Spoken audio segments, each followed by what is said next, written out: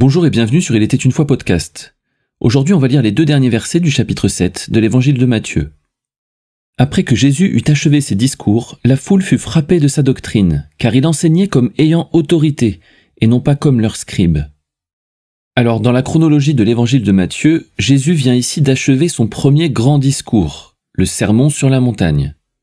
C'est le début de son ministère et il s'apprête à changer le monde. Nous l'avons vu avec les épisodes précédents, les propos de Jésus sont assez novateurs. Il va dire tout un tas de choses qui vont interloquer ses auditeurs, qui vont les faire réfléchir et potentiellement se remettre en question. Je ne sais pas si vous vous rappelez, mais il y a notamment ce passage où plusieurs fois il dit « Vous avez entendu dire, mais moi je vous dis ». Jésus propose donc un message percutant et le résultat est là. La foule est frappée par sa doctrine. Mais ce n'est pas le discours en lui-même qui produit cet effet. Le verset 29 nous en dévoile la vraie raison. C'est car il enseignait comme ayant autorité et non pas comme leurs scribes. Il enseignait avec autorité. Et ça fait toute la différence. Visiblement, les scribes n'enseignaient pas comme ça. Leur discours devait être probablement très intellectuel et ne portait pas en eux le poids du royaume. Lorsque Jésus parlait, l'atmosphère devait changer. Chacun de ses mots devait peser et percer les cœurs. Car il enseignait avec autorité, c'est-à-dire que l'autorité des cieux se manifestait quand il parlait. Mais d'où lui vient cette autorité? Évidemment de son statut de fils de Dieu. Mais est-il le seul à pouvoir enseigner avec autorité? Bien sûr que non. Nous sommes appelés à être comme lui et à faire comme lui. Donc nous devons être capables de parler avec l'autorité des cieux. Et c'est précisément ça qui changera le monde autour de nous. Alors d'où vient cette autorité et comment la manifester? Bon, déjà, elle ne vient pas de la forme extérieure. Le texte nous dit que Jésus enseignait comme ayant autorité, et non avec autorité. Mais c'est normal, la foule ne connaissait pas encore bien Jésus, elle n'avait pas encore eu l'occasion de vérifier s'il avait bien l'autorité. Mais je pense que quand il a commencé à guérir les malades et chasser les démons, les gens ils ont constaté qu'il ne s'agissait pas seulement que de mots ou d'un ton particulier.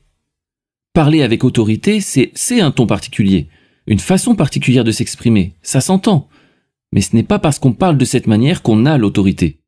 Je suis sûr que si les scribes avaient commencé à parler comme Jésus, ça ne leur aurait pas donné plus d'autorité, même si ça peut quand même influencer et manipuler. Donc la forme extérieure ne suffit pas pour manifester l'autorité.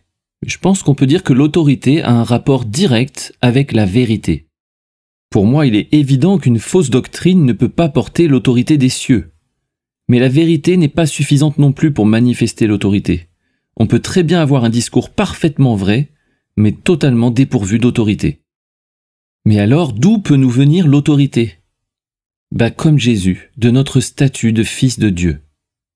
Si je prends un exemple terrestre, en tant que père, je dois éduquer mes enfants. Parfois, ils n'écoutent pas ce que je leur dis, et je dois user d'autorité. Le ton change, la forme d'expression change, le regard change, l'atmosphère change. Là, ils savent qu'ils doivent écouter et obéir. De mon côté, je ne cherche pas à prendre autorité, ça se fait naturellement. Pourquoi? Parce que je sais qui je suis. C'est moi le Père, c'est mon rôle, mon droit, mon pouvoir. De la même manière, si je sais qui je suis en Christ et ce que Dieu m'a confié, je ne chercherai pas à prendre autorité, mais je manifesterai naturellement l'autorité des cieux, que ce soit par mes mots, mon comportement ou mes actions. Et pour savoir qui je suis en Christ, il suffit pas d'entendre la vérité à ce sujet, il faut vivre cette vérité. Être en lui, demeurer en lui, ne faire qu'un avec lui. C'est alors que j'enseignerai avec autorité, que je guérirai les malades, que je chasserai les démons et que je ressusciterai les morts. Et le monde autour de moi verra l'autorité des cieux à l'œuvre et les cœurs seront touchés. Beau programme, n'est-ce pas?